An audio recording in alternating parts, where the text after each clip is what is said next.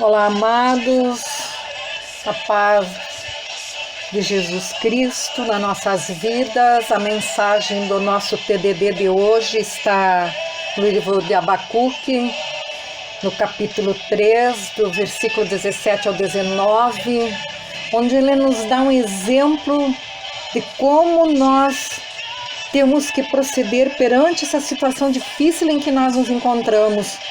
Às vezes é difícil da gente entender, da gente aceitar, da gente se reerguer, mas ele diz assim: porque ainda que a figueira não floresça, nem haja fruto na vide, ainda que decepcione o produto da oliveira, e os campos não produzam mantimento, ainda que as ovelhas da malhada sejam arrebatadas, e nos curais não haja gado, todavia eu me alegrarei no Senhor, exultarei no Deus da minha salvação.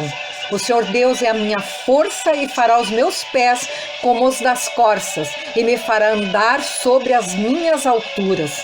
Então, amados, nós vemos que Abacuque olhou para toda a situação que fazia parte da sua vida, que permeava a região onde eles moravam. E ainda que faltasse tudo aquilo, ele disse que ainda assim ele louvaria a Deus, ainda assim ele exultaria nesse nosso Deus. Se Abacuque hoje estivesse aqui, nessa situação em que nós estamos vivendo, em que nós estamos presenciando, em que nós estamos sofrendo, em que nós estamos chorando, em que nós estamos às vezes perdendo as esperanças, porque Abacuque também estava desesperançado, mas ele relembrou de que Deus era soberano sobre tudo isso.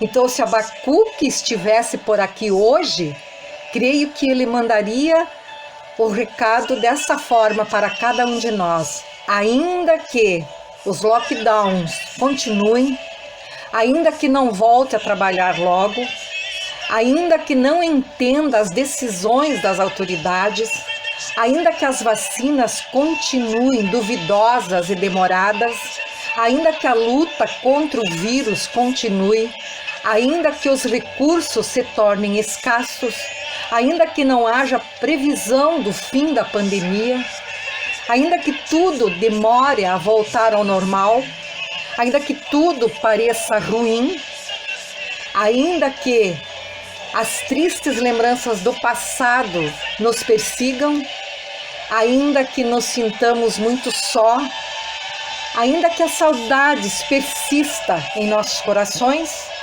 ainda que o abraço demore muito, ainda que haja muitos ainda assim me alegrarei no Senhor. Isso diria para nós Abacuque: ainda assim me alegrarei no Senhor, exultarei no Deus da minha salvação.